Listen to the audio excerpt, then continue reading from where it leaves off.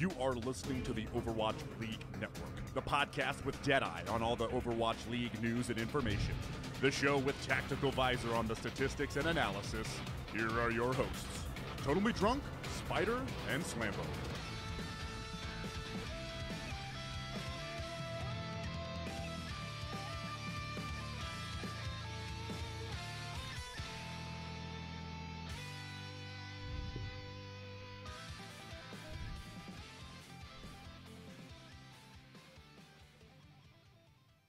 What is up, guys, and welcome back to Overwatch League Network, the podcast with Deadeye on all the latest Overwatch League news, information, and esports analysis. I am your host, Totally Drunk, and tonight at episode 117, we're going to update you on everything that's been going down around the league. We got a new sign-in, a leave of absence, hero pools within the Overwatch League, and our first look at that. We got a surprising ban for a surprise return in regards to like an in-game character. And then, of course, there is that giant cloud looming overhead that we need to discuss in our main discussion as we do an update on the next 2 months of the Overwatch League. And, right now there's a lot of uncertainty. Hopefully we'll get some updates on that front. So before we jump into the news and introduce you to my co-host, let me just quickly take a moment to thank everyone who is joining us tonight on Twitch for our live show. And of course, I have to thank all of our repeat listeners out there. So as of right now, Ender is not here. He might be joining us in just a little bit should he make it home. I know he's stranded. I don't know what the whole story is, but he's not here, unfortunately, which is sad to see. But with me tonight, as always, is my co-host, Booger. And Booger, it was a pretty good week for your Outlaws. They got to run Dive.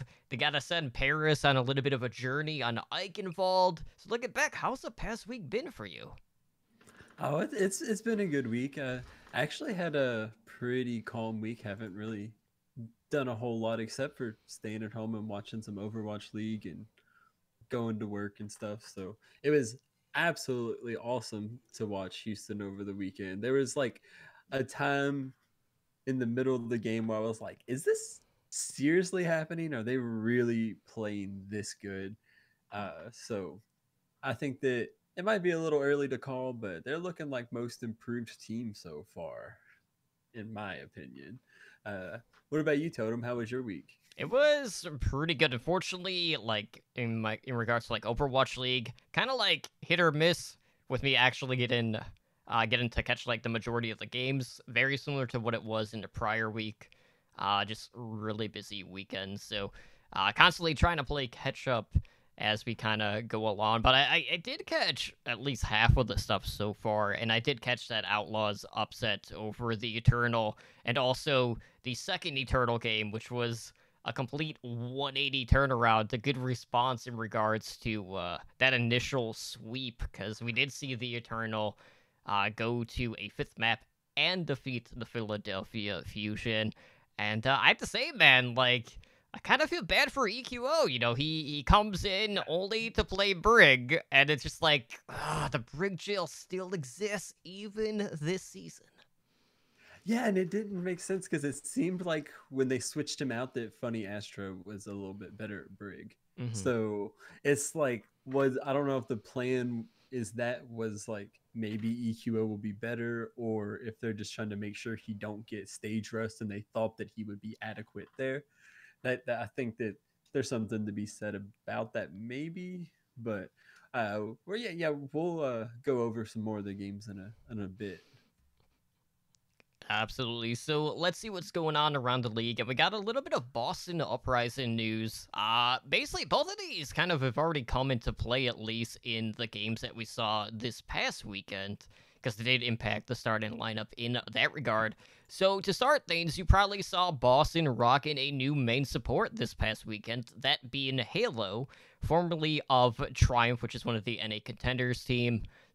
Prior to that, he was with Second Wind, also Energy Esports, who, of course, are the Shock Academy team. And, with Triumph, he helped qualify that team for the first NA Contenders tournament of this current season of 2020. And, from time to time, the Shock were actually bringing Halo in regards to scrimmages. So very sought after and made support in that regard.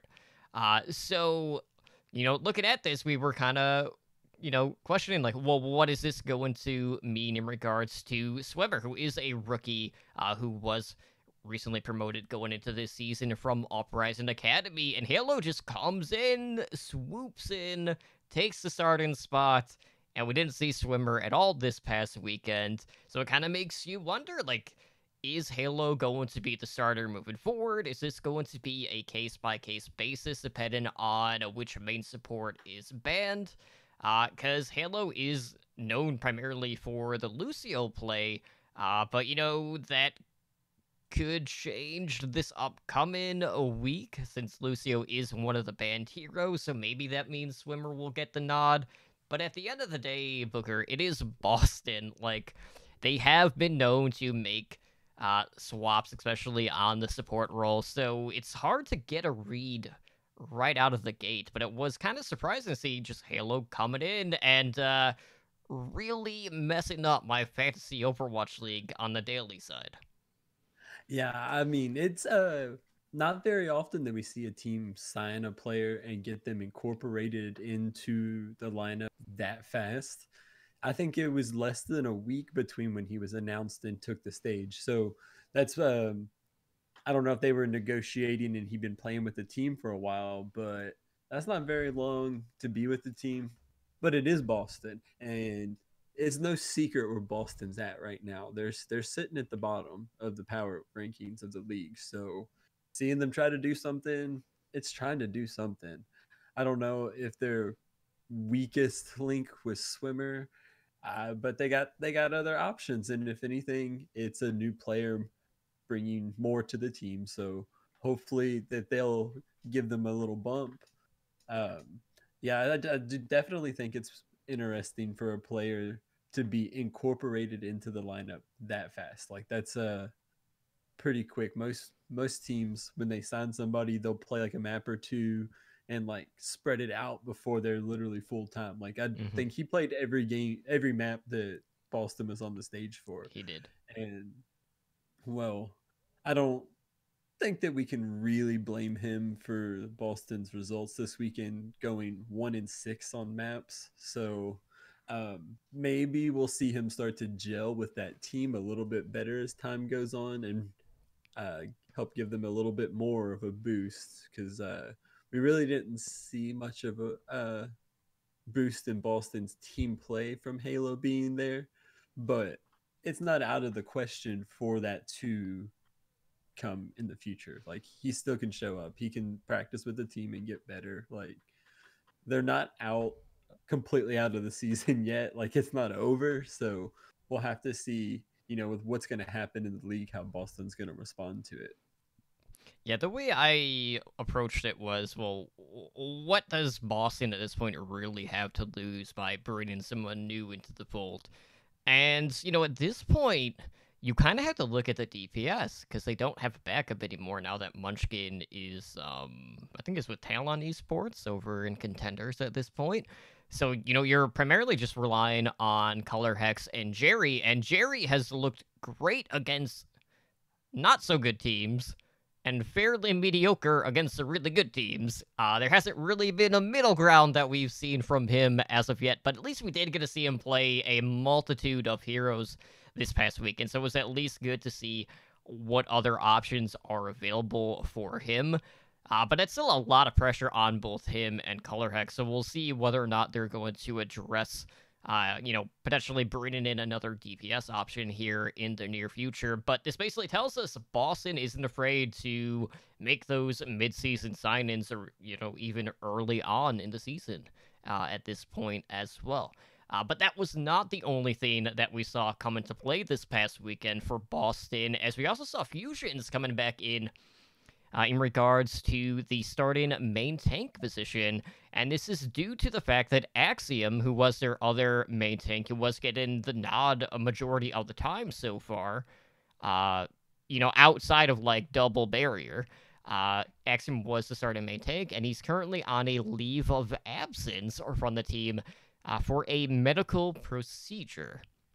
Now, we don't really have any details about, like, what procedure he's having, what the length of the departure is going to be from the team, but moving forward, it basically means that your tank line is going to consist of fusions, and then, of course, their rookie off-tank, Mufin, who has been, honestly, probably one of the better pieces that we have seen from the Uprising this season outside of Myunbon, who is probably still their strongest piece of the puzzle at this point. And I have to say, in situations where Reinhardt isn't the primary tank, it's hard for me to feel a lot of confidence in fusions right now. Yeah, they were definitely not a lot of information about what's going on with Axiom. I assume that means that he wants to keep it private, but that does leave a gap that Boston definitely needs to fill. Like Fusion, he played last season. They didn't have the best season, and comes back this year. And I don't want to say he's the reason they're losing, but if somebody else was a main tank, they might be doing a little bit better. I think that Boston squad has some bright points, specifically in Mufin and oh man, brain fart. What's Flex Support's name? I just forgot his name. Myunbon? Myungbong. Yeah, there you go. And I think they're definitely the bright points of Boston. So I would not be surprised to see some more signings from Boston. But with what's going on, we don't know if the teams are going to be having a lot of money to go out and make more signings. Like, is Boston really going to get?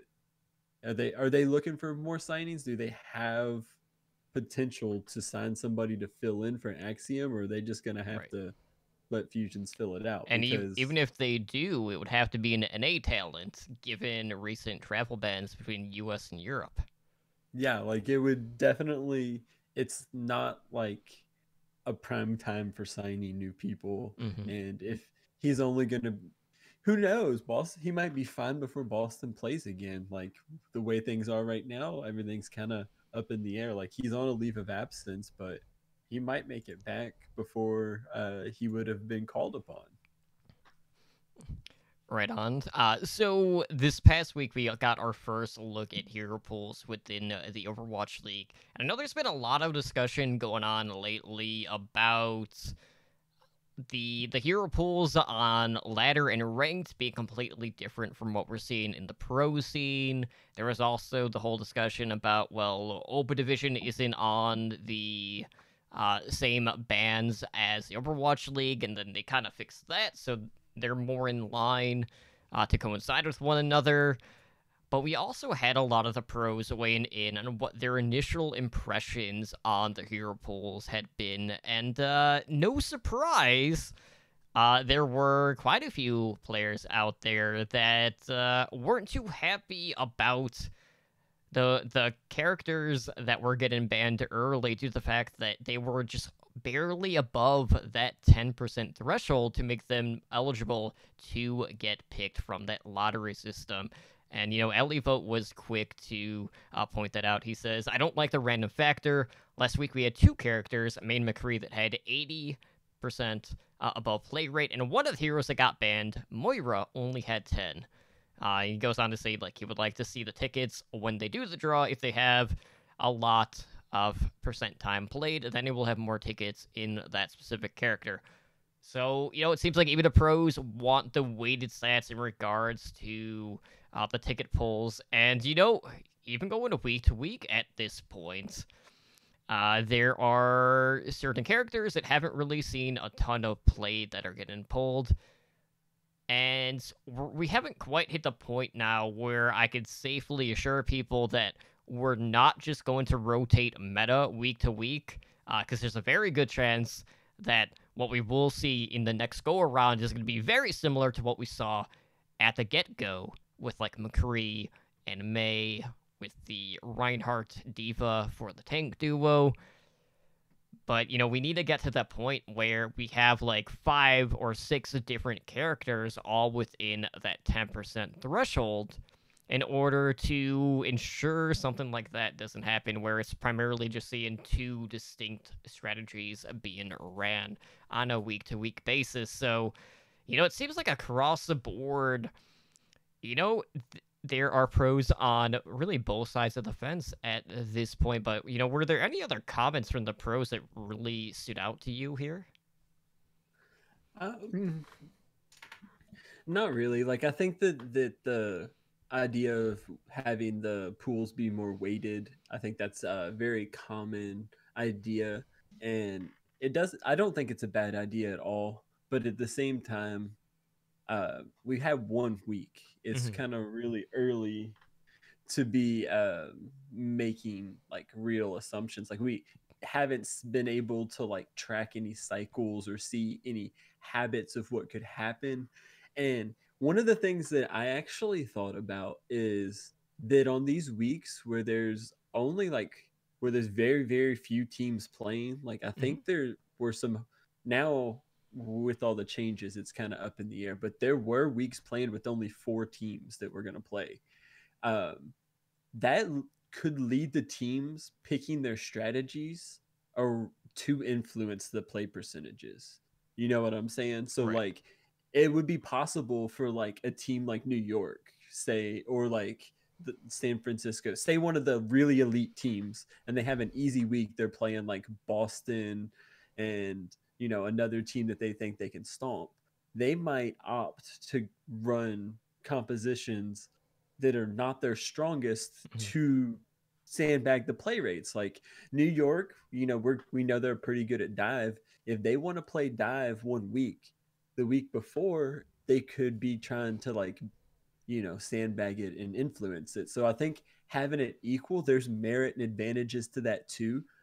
But you're just seeing the weak points because that's the flaws kind of stick out. Like, yeah, I didn't want to see Winston get banned. I didn't want to see Widowmaker get banned. But at the same time, it is only a week. So I don't, it's kind of like, at first I thought, oh, we definitely would want to see longer than week hero pools. And I think 1 to 2 actually is probably pretty good, because if they were more extended, if you get a really bad hero pool, it's going to last even longer. Hmm. So the fact that they are short, and it is, I mean, it seems to be pretty fair and equal. Like, there are teams that are going to get stiffed and teams that are going to benefit, but at the same time, like, if you're getting stiffed from hero pools, then that's not really, you can't call it bad luck. It's exposing a weakness. Like, the strongest teams are gonna stay pretty strong. Like, we did see some shakeups, but there is like a groove and a rhythm. Like, the teams are gonna have to learn like the best ways to practice. So yeah, I think the weighted pool is a good thing, but it also, you're gonna see that it would have its downsides too. So like, Hmm. no matter which method you pick, it's gonna have downsides. But I think that the hero pools is a great thing, because if it wasn't for hero pools, we would not have been able to see Soon pop off on Tracer like we did this week. Like, some of the things we saw this week were new and fresh, and I kind of expect things to keep being new and fresh with it. So for a viewer perspective, it's definitely a huge win so far, in my opinion. Well, Um, the hero pool giveth, and then it also taketh away. Especially when it I comes to the amount of That's legs how it that we goes. saw over the weekends. And when you were talking about like the best teams, the only thing that was running through my head is, well, like the best teams aren't playing. I They've only Yeah, played like once or twice at this point. that is very true. But we have to, you would think the best teams that we have seen or will see, like, Mhm. teams that are like really strong are gonna stay strong. Like, it's just how it is. Like, the meta affects it to an extent, but like last year, the Shock, the Titans, they were monsters and goats, in 222, they were monsters. Like it changes a little bit, but at the same time, like that's just the fluctuation of the way sports go. So I think that this is definitely gonna like hero pools is great for viewers, and like I think that it's definitely gonna be a little rocky patch for the teams to get used to it, especially on top of what else is going on. Mm-hmm. Um, but there were players, teams, and coaches that were for and against the 222 lock. Like Right. it's progress, and it's by the end of everything getting smoothed out, I think we'll definitely be able to look at it and be like, okay, this is for sure the move. Like with Overwatch 2 coming out, more heroes coming out, I would expect the number of heroes next year to be banned to be higher, I would hope.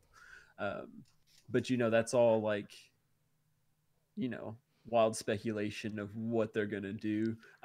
Let's make it through this But season first, Booger. yeah, let's make it through, and let's make it through this week first. That too. So I guess we can go ahead about what hero pools we expected to see this week before we had our major scheduling change. Yeah, I do So want to note, like, when it comes to the hero pools, I'm curious to, like, study it on a week-to-week basis when it comes to the way that teams are approaching it, because it felt like Houston found something that was more in their wheelhouse, running at Orisa, the Soldier 76, also opting to run a dive. So I want to see, like, if teams are, like, locking in what they feel like is the strongest at that given moment, given the pool, or if they're going to stay more in their wheelhouse based off of their team strengths. Because I feel like it's going to vary a lot week to week, where, some teams might prefer one method over the other. But at the end of the day, like, the hero pools were definitely entertaining. We saw some wacky things that we wouldn't normally see. Like, who would have thought that Soldier was going to be, like, all over the place this past weekend? I know, like, it wasn't even a thought that crossed my mind, because I just assumed that it would primarily just be dive in and dive out. That was not the case. We saw a ton of Soldier, much to the dismay of some people out there. But you banned 2 hit scan. There's still more hit scan out there.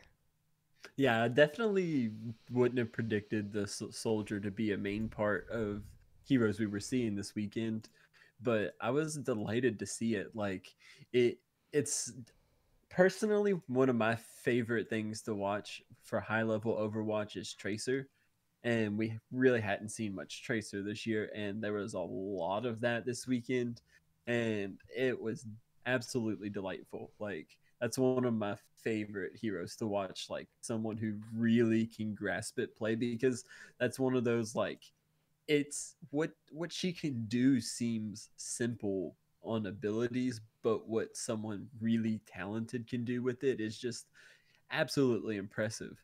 And I Mm-hmm. think that honestly we've kind of been missing out on some of that over the past bit of Overwatch, just with the way that teams kind of think this is what we have to play. And I think that that's kind of been a big pitfall. Like the ideas of counter strats and the way that teams can play around instead of feeling like completely locked into the same 6 heroes. Like we saw vastly different approaches, and I think that the most successful teams are going to be the ones where their players specialize, because a lot of teams have the depth for like each like player in a role to have a few heroes that they get really good at, leave the other ones to their teammates.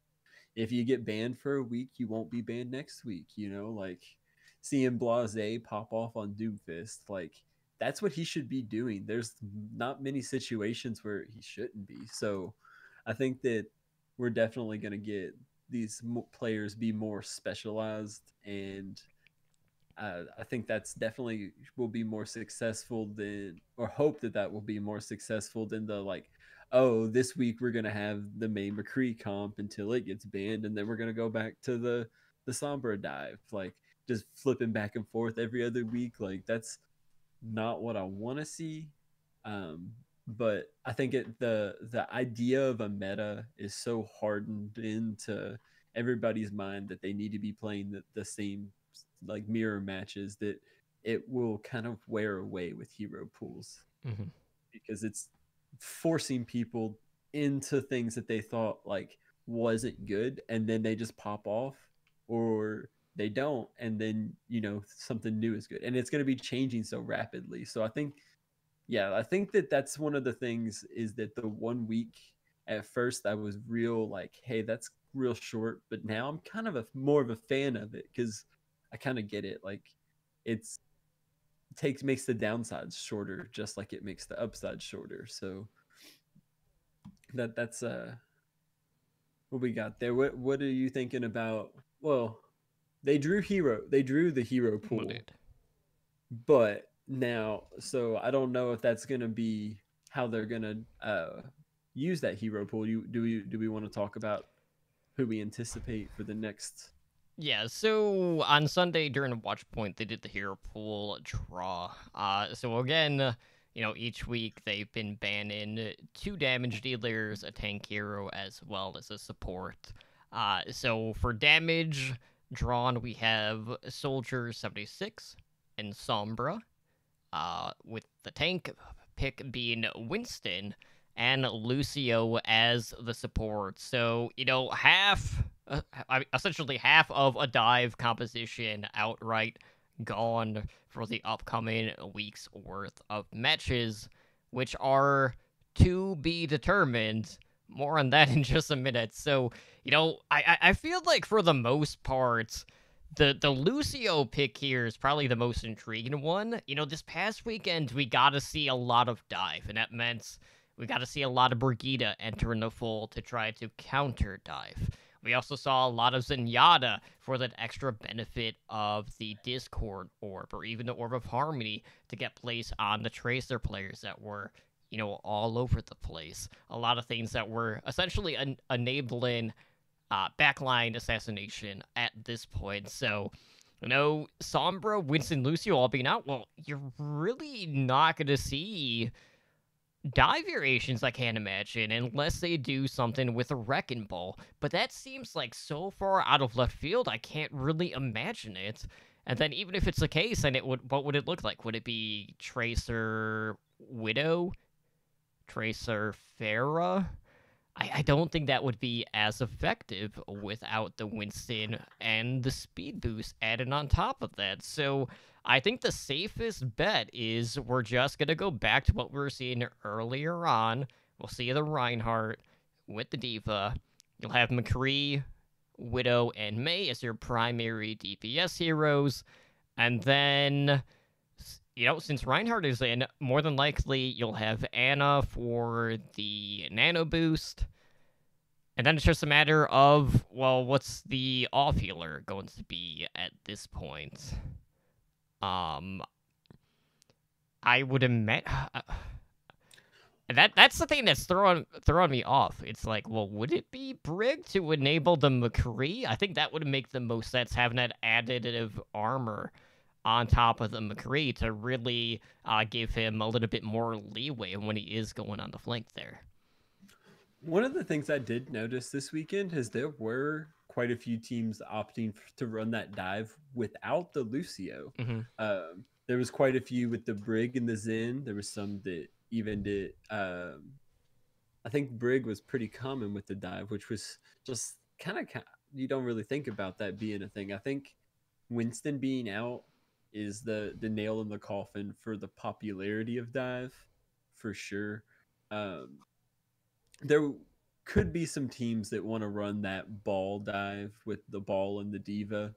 But one of the things about when we saw ball before, specifically last season, when the Shanghai Dragons were playing the ball and the Pharah and did pretty good. Yeah, the triple DPS. Yeah, one of the biggest things about ball is the way that he would combo with Pharah with his pile driver. It would lift them up and give perfect shots for the Pharah. Well, I think it was just a patch or two ago, they nerfed the ball to make the time that he pops them up shorter. So I think that doesn't really seem like a huge nerf in ranked, but for the coordinated play, to have that like Overwatch League would have, to have like the ball and the Pharaoh running together.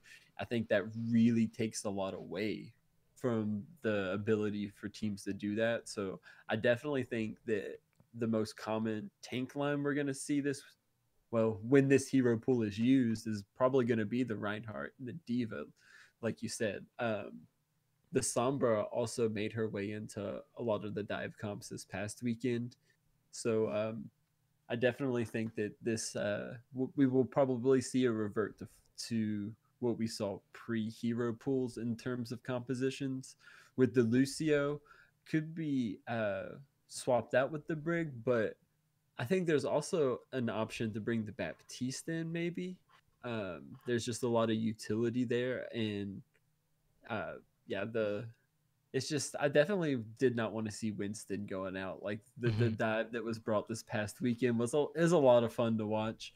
But the best thing is that we know that the next hero pool we're for sure going to be able to have Winston, Lucio, and Sombra. So that's almost for sure going to lead to enable more dive. Even if Tracer gets banned, you can have Genji Sombra or Doomfist Sombra. Like the dive heroes are more versatile than what they were before. So it was just I'm personally waiting for when the Torbjorn meta comes, when all the teams are running it. That's what I'm looking forward to the most, and could happen now with hero pools. It's a beautiful world of options that's going on now. I mean, if there's any time to do it, you run it this week, and then you just ban him next week, and then you can just dive to your heart's content because you won't have to deal with that pesky turret at that point. I don't know. We'll have to wait and see on that front. But there still is the option of running double barrier, as we kind of saw in the early going, whether it is Rein Orisa or Orisa Sigma. They want to take a more like passive type approach as well. Yeah, this weekend we did see Boston having Muffin come out on that Sigma a little bit, but it really looked a lot more like a oh god, what do we do? Go Sigma than guys, we have a good Sigma strat. It was kind of like a breaking case of emergency, and the fire extinguisher was empty. Like they didn't put any fires out with that Sigma. Yeah, I guess we'll go ahead. We can get into going over some of the games that we were able to see this weekend. There was actually quite a few good ones. Yeah, we only had one map 5, unfortunately. I was hoping for a few more. But recapping what we saw at the second Washington homestand event on Saturday, we saw the Florida Mayhem defeat the Toronto Defiant 3-1. We saw your Houston Outlaws pick up a big win over the Paris Eternal 3-0, which was a pretty noticeable upset for a lot of people. Then we saw the Washington Justice actually win at home against a bottom-tier team of the Boston Uprising 3-1. And then moving on to Sunday, Eternal got their redemption by defeating the Philadelphia Fusion 3-2. Then we saw New York Excelsior defeat Washington Justice 3-1, with Atlanta Reign sweeping the Boston Uprising to end the weekend 3-0.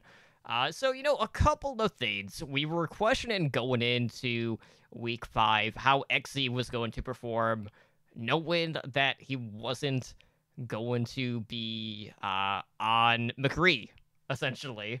Xe actually looked fairly good, but, I have to say, I was so happy to see Soon back and seeing the Tracers coming out. Dante posted some absolutely absurd Tracer sets, which I know Captain Planet highlighted. Oh, yeah. We also got to see SPB back on the Tracer. And really, it's nice to see Dive, but unfortunately, they're 1 week, gone the next.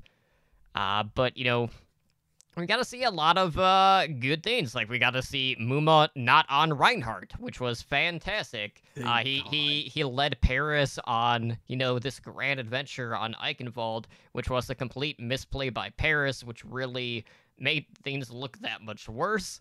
And,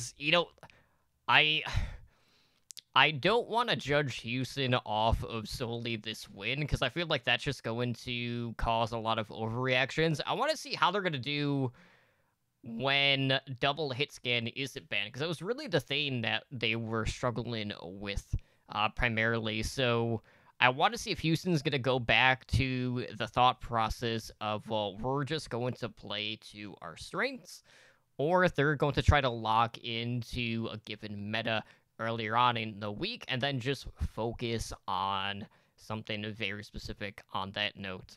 But Boston had a rough week going 0-2. Fusion and Eternal was pretty back and forth. And I had to say, like, the whole EQO sub coming in over Funny Astro was really perplexing.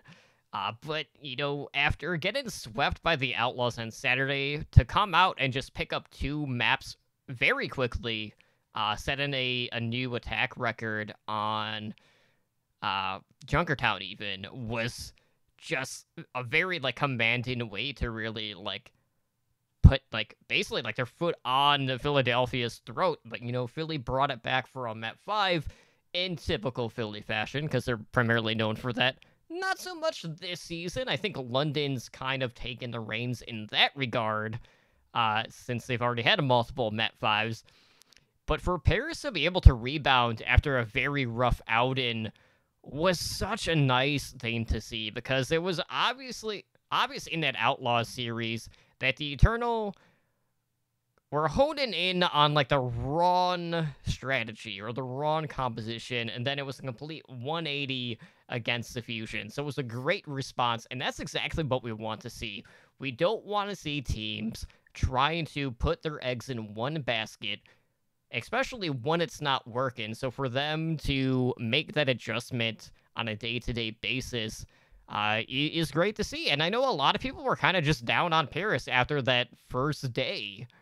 And then after, beating the Fusion, I don't know if you can really say that Paris lost their footing at this point off of that.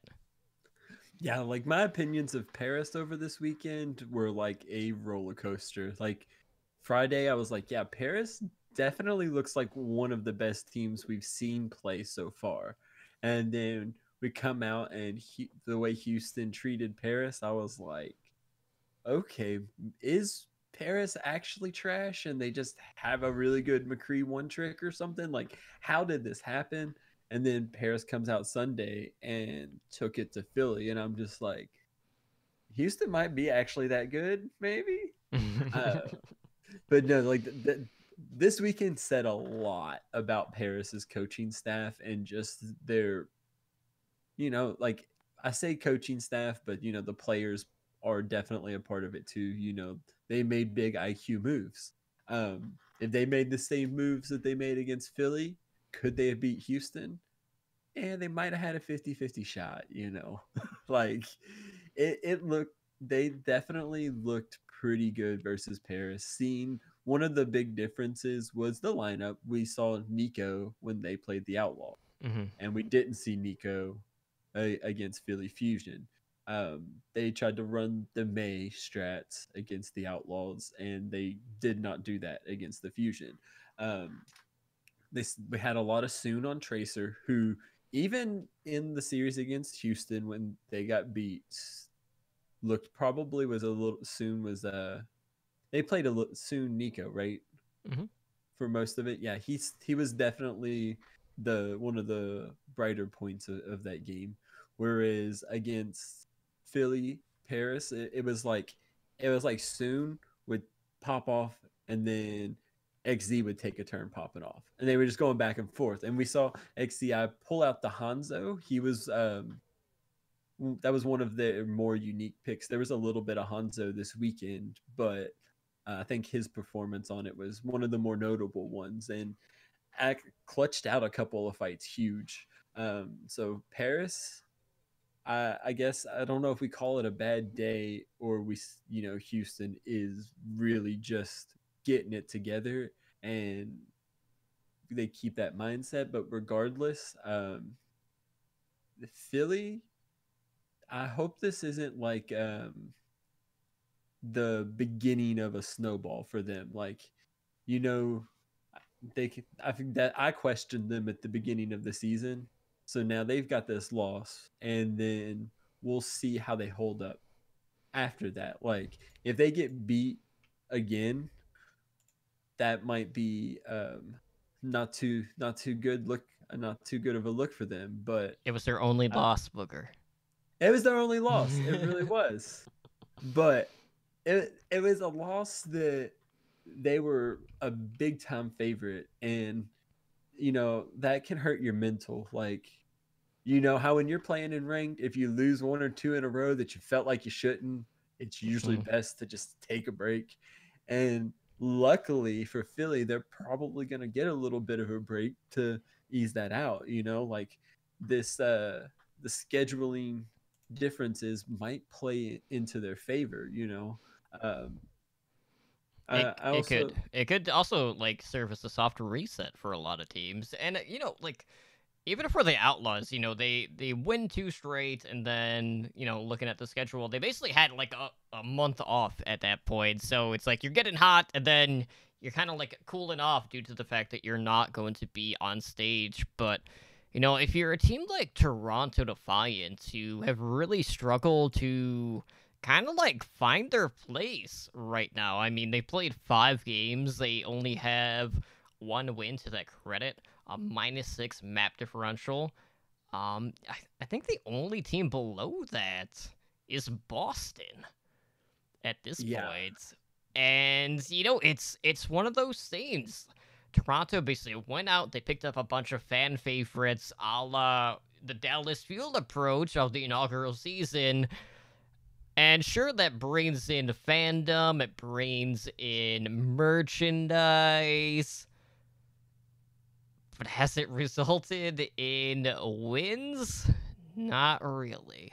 So it just kind of feels like this similar implosion that we've already seen kind of play out. And it really makes me worried about how this team is going to perform moving forward. So hopefully, with everything going on, even if there is like a week break, if not more, that it'll be just a soft reset for some of these teams to kind of go back to the drawing board and just sort through their shit.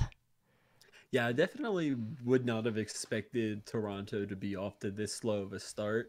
Uh, like I wouldn't expect them to be an elite team, Mm-hmm. but to only have got they're 1-5, I believe, or 1-4.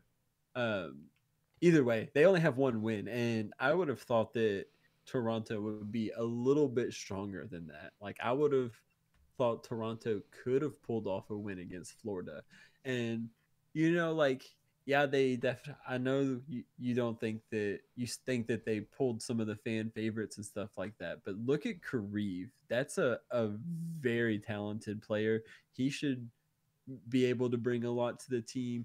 I definitely think that they're lacking in a little bit of depth. Um, Mm-hmm. and it seems like they're kind of almost in a similar boat to the Houston Outlaws last year, where they're like, who is going to be the leader and the shot caller? Like I don't. You would think it would have be sure for, but they've been having him go in and out for some reason, and not really playing control, but has been playing most of the other maps, and it seems like Toronto, they really need to have some backups. Like they only have two tank players, period. Like they have Nevix and Beast. That's their tank line every game. And I think that having a little bit of backup there, like we've seen a little bit of weakness from Beast. Just and it's just I also when you watch Toronto play, they don't look like a team that would be 1-5 right now. Like Mm-hmm.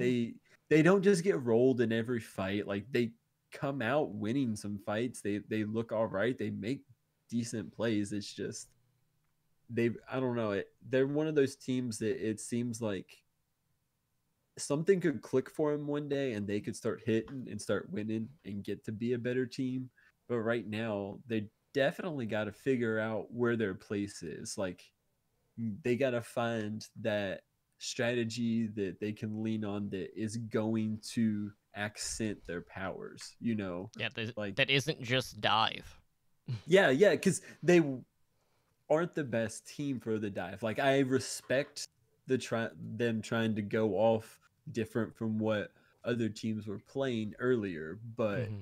that really wasn't the thing that was perfect for them. Like it wasn't like when Blase locked Doomfist and people are like, that's what they should have been doing the whole time. Like there's gonna be a pick we're gonna see with Toronto, and we're gonna be like, they should have been doing that weeks ago. Like they would not be a 1-win team if they started out playing like that. So whether that's gonna happen sooner or later or at all this season, who knows? That's definitely the team that they need to take this break and really get it together. Yeah, and with the way that Toronto's been performing, it almost parallels what we've been seeing from the Washington Justice. This is another team who hasn't quite reached like the sum of their parts at this point. We've seen them 6 times already. They're currently 2-4. They're pretty close to like 50-50 in regards to like their map differential at just -2. So they're kind of middle of the pack in that regard. But like I know going in, Justice was one of the more teams that was like ranked all over the place. I know I wasn't too high on them, but it seemed like a lot of the community members felt like they just kind of like ride that momentum off of their stage 4 performance, off of the back of Corey and Stratus, and it just quite hasn't hit that point. Now, granted, they have had some fairly tough strength of schedule to kind of like start their season, but this is just another team who just hasn't quite measured up to the expectations that are put on them, especially when you factor in the fact that they've had 2 homestands already at this point, and it's been, a pretty rough outgoing there. So it's just so hard to see at what point the wheels aren't just gonna get put back on, because like right now the wheels are off. Like they've looked really good at times, their DPS has popped off, but that just hasn't been enough to propel them against these better teams in the Overwatch League this season. So at some point, something is going to have to give. And, it's hard to say because Corey's been popping off. Stratus has looked fairly good when he's been on the May, and we got to see him bringing out more projectile heroes this past weekend, which is great to see. But they have not been able to beat the top teams, even though they've at least put up like a formidable effort against those teams.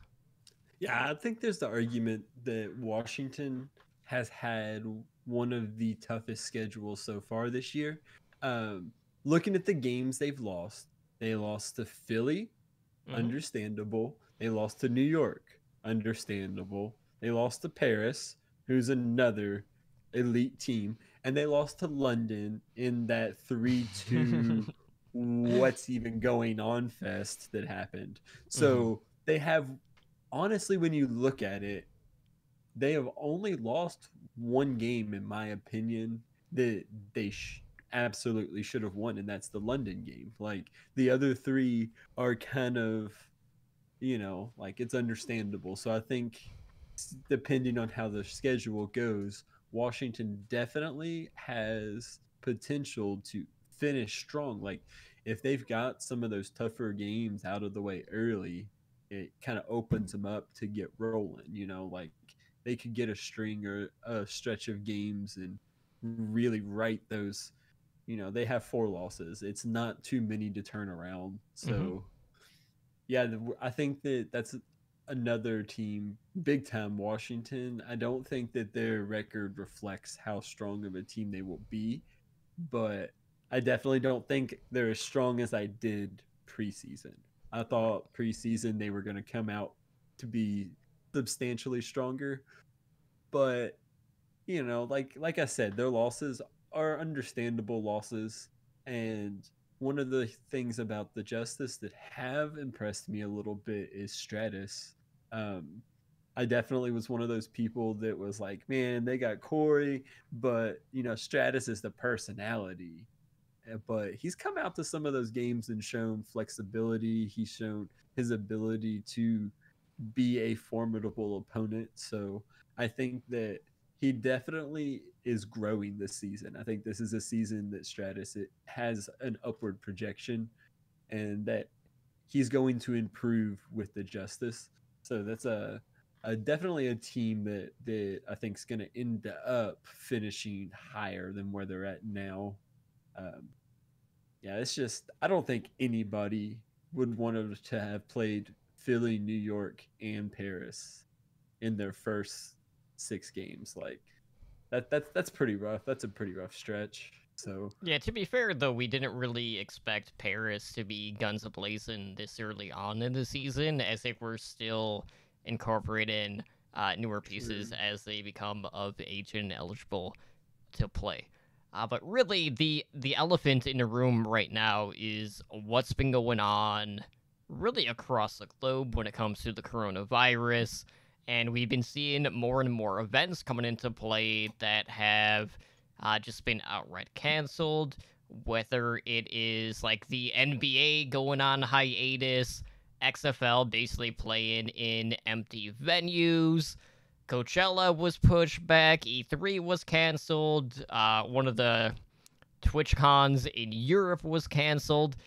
There has been a lot of stuff that has kind of just been pushed to the wayside due to the ongoing pandemic with the coronavirus, and Activision Blizzard announced that these upcoming homestand events for the Overwatch League in March and April had been canceled. Now, I will say the press release that they gave was not good. Oh, it was absolutely. So Okay. the fact that Pete Vlastelica had to come out and clarify what this meant was a huge red flag. Pete Vlastelica is the Activision Blizzard esports CEO. And he basically said, to be clear, we will be playing matches in March and April. We canceled the events, not the matches, though we will have to move a few things around in the schedule to make this work. So basically, matches are still going to be played in these upcoming weeks. Now, the unknown right now is what the status of the current week is. We don't know if we are going to see the Week 6 matches, which is one of the reasons why we're not going to be doing a Week 6 preview, because more than likely they're not going to happen this week. But basically, when you look at March and April, that's Week 6 through 12, if you go on the Overwatch League website, you'll notice that part of the schedule is blank. They're probably going to do a lot of shuffling around. Hopefully, because of that, that will also mean that we'll potentially be seeing some of the Pacific teams coming into play. That way we don't just keep seeing the same 8 teams on a week-to-week basis like we have been here as of late. But we basically have a number of homestand events being canceled, but the matches are still going to happen. They're still going to be streamed. It's just a matter of when and where. Now, with that, there are options out there. We've seen other esports tournaments go into, say, online only, which kind of feels like the last resort. Other traditional sports or other esports have been to win crowdless. So basically, they play in a LAN environment. There just wouldn't be a crowd. So it's either going to be one or the other. Obviously, the whole, public gatherings have been, put an axe on at this point. I know Paris initially was like, well, you can't have a gathering of over 1,000 people. And then Paris is like, well, that homestead isn't happening. And then we got the update today that basically all of these aren't happening, at least for the foreseeable future in these next 2 months. So basically, Booger, what does this all mean? It means we're waiting on an update. which is unfortunate. Like, we don't know when the next Overwatch League matches are going to happen, but we do know that we will still have matches throughout these next 2 months. They just won't be played in front of home crowds. Yeah, like I've a dog joined me for a second, but this is definitely what I think that I've been expecting is them to be doing, that to do some games crowdless. Um, I think that that's definitely the best thing they can do. We're at a point where there's been so many of the Pacific games that we've missed. We really need to see those teams, and we were starting to get to a point where the fairness of the midseason tournament was starting to come into question. Um, there was teams that might not have been even playing before they had that tournament, so there would have been no way to get the seeding proper. So I think this is definitely, like, if you notice, they canceled through the midseason tournament. Like week 13 would have been the that midseason break. So it's definitely very it's definitely interesting. It kind of, I'm honestly not sure that we're even gonna have problems solved by then. It seems like this is gonna be an issue going on for quite some time. So it definitely is the time to start just having the games without the audiences, and that definitely is like the question of, will teams be, how do I put it, if the way that this is going to affect the teams financially. Like if the teams have been depending on certain amounts of income from the homestands in order to even pay their players, like this could lead to some issues there. But it really is the right thing to do. So like with all of these critiques that I am saying, I also think that it's totally the right move to be doing. It's just I kind of expected them to kind of sort of stick to the schedule that they had planned preseason, but then before the show, when I looked at the schedule, they just completely wiped all of that out. So I guess the games are getting rescheduled, or they're trying to find the best way to redo it. Do you think that we're going to see some of the Pacific teams coming into play like very, very soon, or do you think that it's going to be another couple weeks, kind of like they had canceled through already for the Asian homestands? Do you think it's going to be till after then before we see some of those teams, or is this going to be a way to get them in a little bit sooner, you think? I think we'll see them in sooner. The only question mark is really Chengdu Hunter, since they are still in China. That's a whole other can of worms that we can't really even address right now, since that still is like the major part of the outbreak at this point.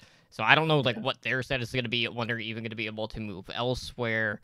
Because, initially, South Korea was going to be, like, that second home base when it comes to geolocation in order for the Pacific teams to play. Then that kind of buckled as well. But I would imagine, like, we'll see teams like the Gladiators, like Charge, Dynasty, hopefully very soon, sooner than what we would have seen. For me, it's just a matter of, like, well, what's this going to mean for the hero pools? Obviously, the hero pools are going to have to stay in play, but how early are teams going to get notified that, say, if they are going to be adding additional matches, like those teams, like let's say they add like Dynasty and like Gladiators to a game this upcoming week.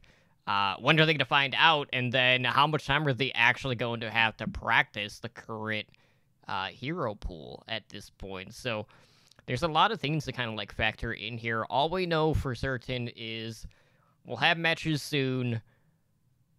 Outside of that, we don't know what the home and away model is going to be looking like, at least for the foreseeable future, until things start to calm down at, really more of a global level at this point, since it has been spreading, throughout all of these places at this point.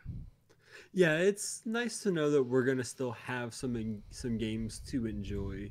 Um, Regardless of what teams play, I'm still gonna enjoy watching them. I love watching Overwatch League, so I'm just I wonder how it will affect some of the teams to be playing without a crowd, because that's what I'm assuming they're gonna do. Is they're just gonna play the games without crowds altogether, Hmm. and I mean that's kind of what Pete V was saying, is that they canceled the home stands and the games are still happening. So I'm very curious, like you said too, if they'll be announcing the hero pools on a Sunday. If they're adding games in on Thursdays and Fridays, that's really going to cut back on the amount of practice time that teams are going to be able to have, which is one of the things too that the shorter hero pools has the advantage of, is where it's just a week. The teams potentially would be having equal practice time. So, yeah, there's that question. I think that the best way for them to do it is to establish the hero pools like they have for week 6. And I think it should be maximum a team to play 2 games in that hero pool. I don't think we should see a scenario where, say, some of the teams that have missed a lot play like a makeup game Thursday and Friday and then play again Sunday, all in the same hero pool. I think we should be seeing two games max.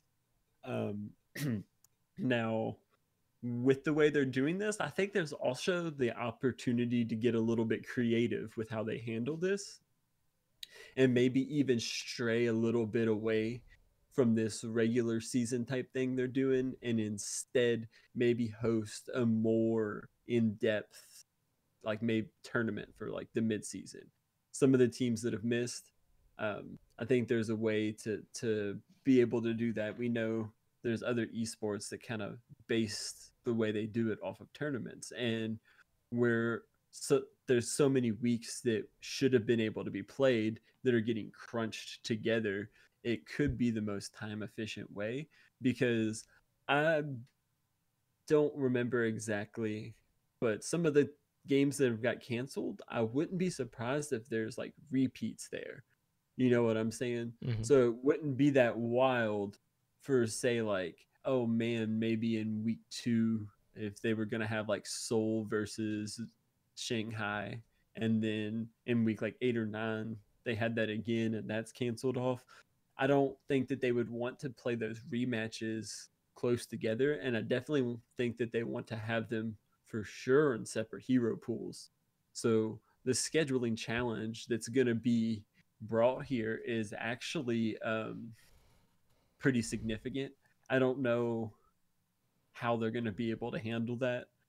Whether they do game, I think it's also possible we see games going on concurrently. Like, that was kind of the plan at the beginning of the season, is to have games going at the same time. So, we're talking, oh, they might add games in on Thursday and Friday, but it's also not impossible for, say, on Saturday, where previously we would have expected for there to be 2 homestands going on. It's not that out of hand for them to be having 3 different games going on LAN in a different location. Like, they can stack the games together and put them on different channels. Like, they were already going to overlap this year. That was going to be a thing. And it seems like a lot of the viewers watch after the fact anyway. So it wouldn't be that out of hand to see like games overlapping like more than just 2 at a time. So I'm very interested to see, we're in a point where we know they're canceled for the homestand, so we know there's big changes, but really all we can do is just make some wild speculation Hmm. of how they're going to handle it, because this issue is so much bigger than the Overwatch League. Like, at the beginning, when it was just affecting homestands, I was just like, oh, that's like a thing that's going on, on the internet or on the news. But now it's starting to like actually creep into like my real life, and it's kind of like a wake up call. Like, hey, this is way serious, and people have been dealing with this for a while, and I don't really think that I think it's still the beginning. So the decision to like cancel the homestands this far in advance, it gives them more room to work with too. Like Mm-hmm. they could have kept doing it like, oh, they could have come out and be like, oh, we're going to cancel Paris the week after that and the next week, and stay tuned for more updates. But where they just swept through and went all the way through 12, I think that does give the advantage of having more room for them to work with, in addition to the health and safety concerns. Like that's always first, obviously, but we're going to speculate a little bit deeper than that, because if we didn't, then we wouldn't have a lot to talk about, to be honest. Mm-hmm. So um yeah, I'm very interested to see where they've wiped the schedule for this weekend. I wouldn't think that it would be that fair for them to switch the schedule up for this weekend. Right. Like teams have been planning for each other.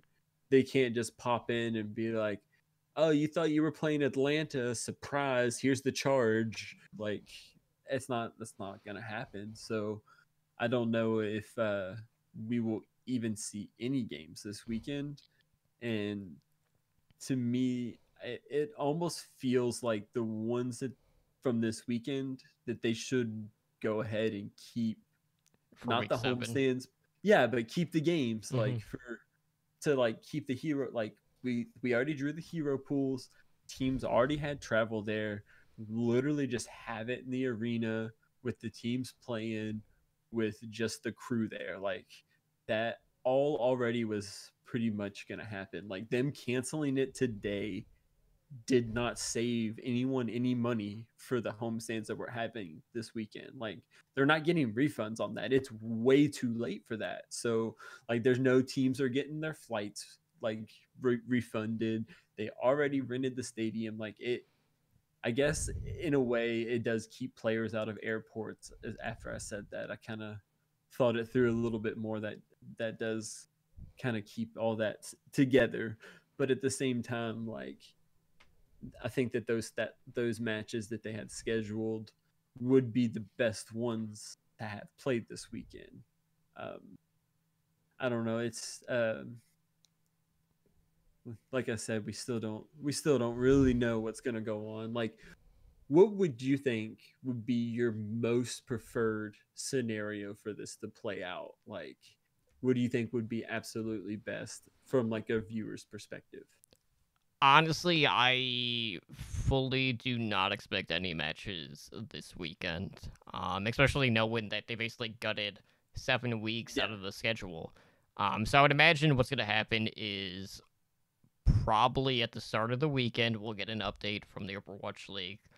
And whether or not they just update us on a week-to-week basis or they just go like one full swoop. And granted, this is gonna factor in, well, is this gonna include the Pacific teams or not? Remains to be seen. But I feel like at this point, they just need to lease out a venue just to play crowdless and just have teams all within one area. Now, granted, that still doesn't solve the issue with Chengdu and their situation.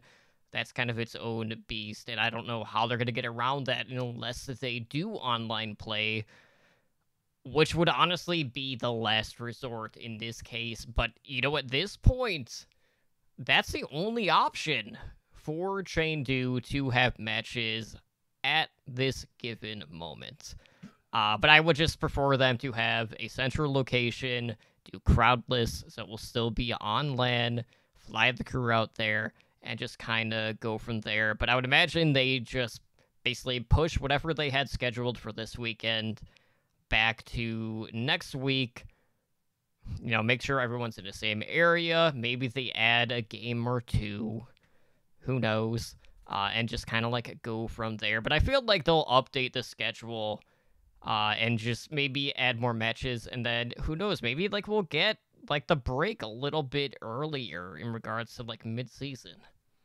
Yeah, and there's also the potential for, with the amount of games that have had to been postponed, there's the potential for them to restructure this season and make this period until week 13 or whatever to be super heavy on the Pacific teams. Like Hmm. we've seen some of the, Philly, Houston, Washington. We've seen all those teams play 6 times. Yeah, then you're gonna So have people complaining, oh, now we're only seeing the Pacific.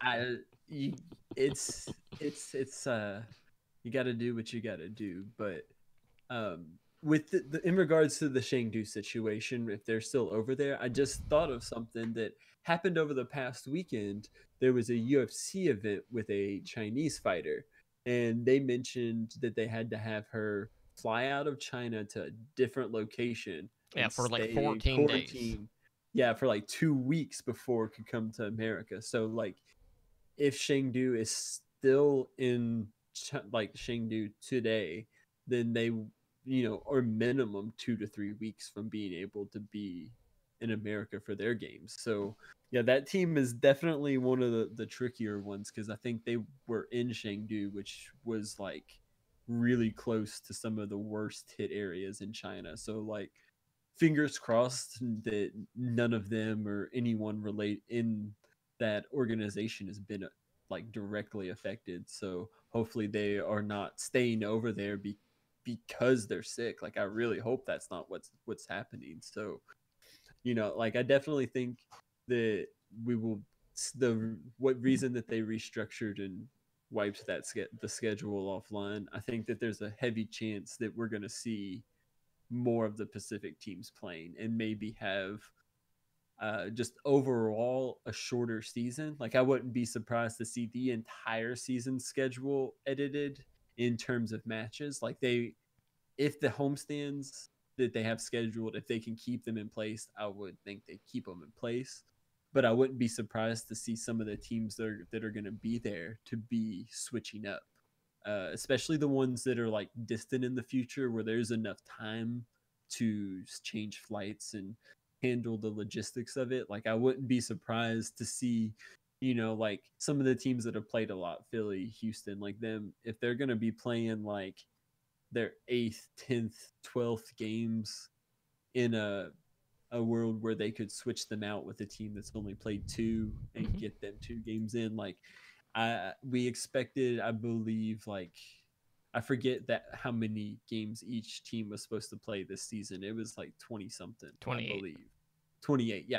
I wouldn't be surprised this if they restructure the schedule and just have every team play like 20 or even less games and just have what they can fit because it's too we're getting to the point where some of those games like they're not going to have time to make it up unless they like actually change when the finals and stuff is going to be, which I guess is a possibility too because well, it's still not even for sure if they're going to be able to have a large event for finals. Like you know it's it's actually kind of crazy that the year that esports moves to mimic traditional sports, we have the an issue like the coronavirus, which theoretically video games you can enjoy them watching them from home.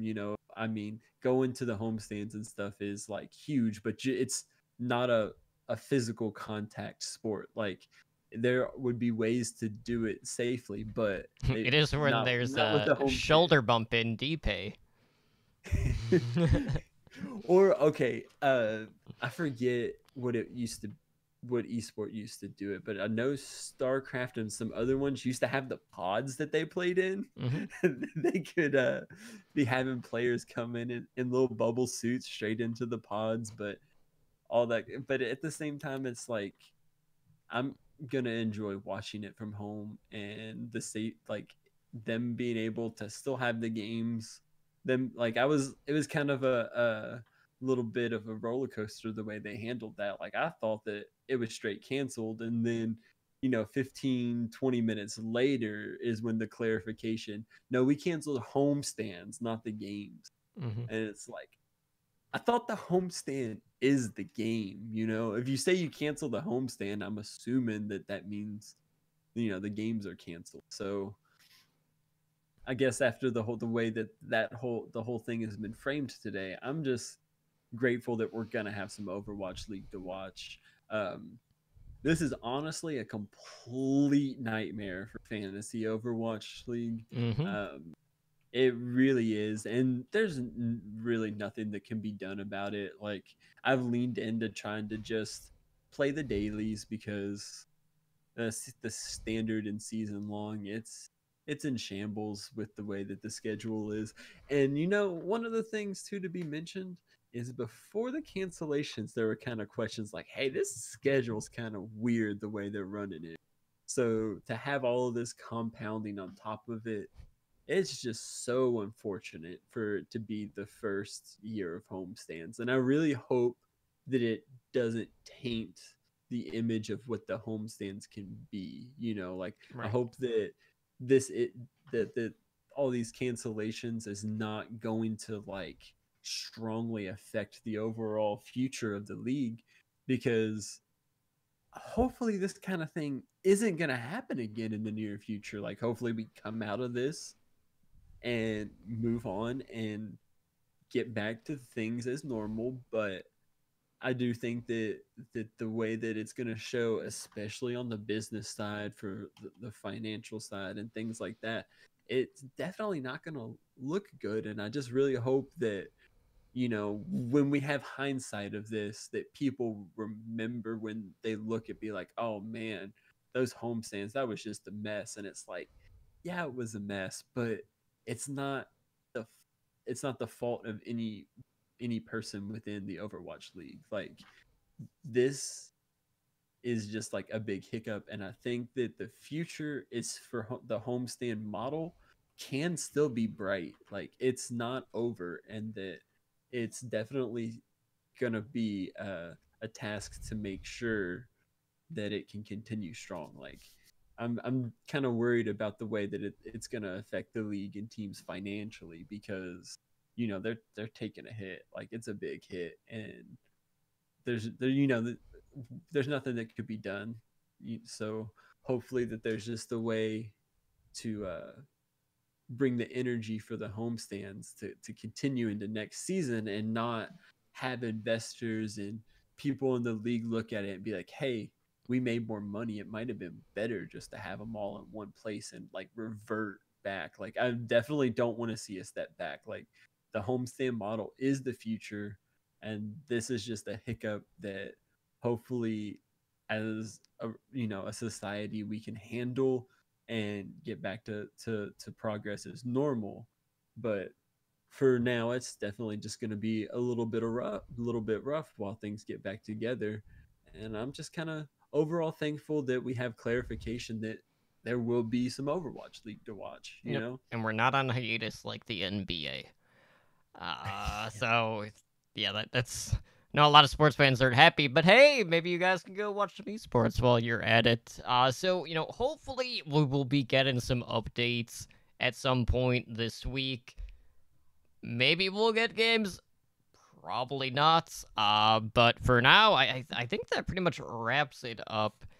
So make sure like you're posted on Twitter. Maybe set notifications for the Overwatch League on Twitter, so as soon as they announce anything, you guys can be in the know. Obviously, we'll let you know as well over in our Discord. But for now, it's just we gotta wait for the next developing update, because we're only given so much information at this given moment. So with that being said, let's go ahead and close things out, Booger. So if you guys want to help us out, obviously, the best thing to do is to head over to iTunes and write us a review. Let us know how we're doing. We're always looking for ways to improve the show. If you're looking for additional Overwatch-related content, we do have our podcast directory, Overwatch Recall. There you can find all the podcasts that cover Overwatch, Overwatch League, Path to Pro, all that good stuff on our website. And then every Sunday, we do the episodic listings, that being the weekly recall. So for more info, visit us on Twitter at OW Recall. Now, if you guys would like to support our podcast network, you can do so via Patreon, where we have tiers starting at just $1 a month. So you can find more info at patreon.com/OWL Network, where you too can join the likes of our master and above patrons, Daniel, Owl, Kesha, Agent Life, and 044, and help our network grow.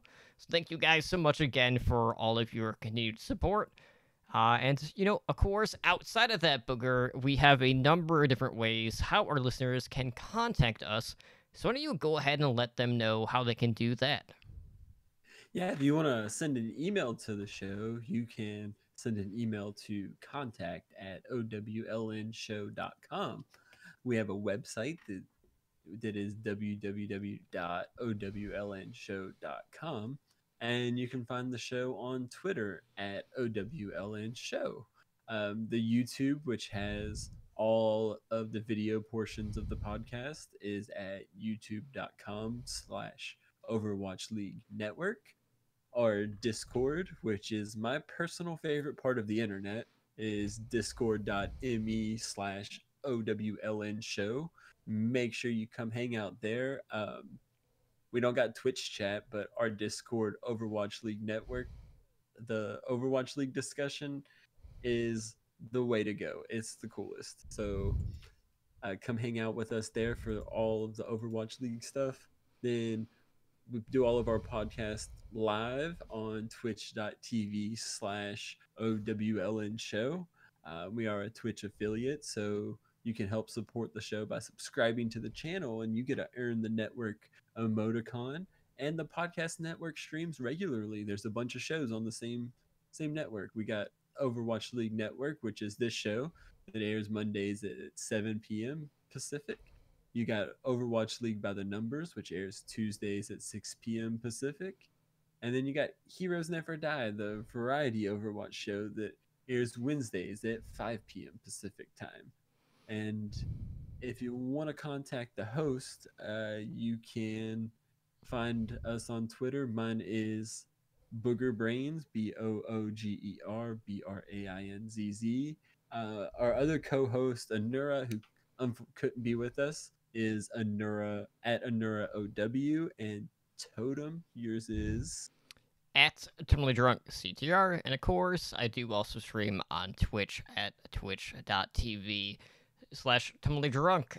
So with that being said, guys, who knows what we're even gonna talk about on Monday? Hopefully, we'll be able to do some previews for the week ahead once they sort out what the schedule is going to be.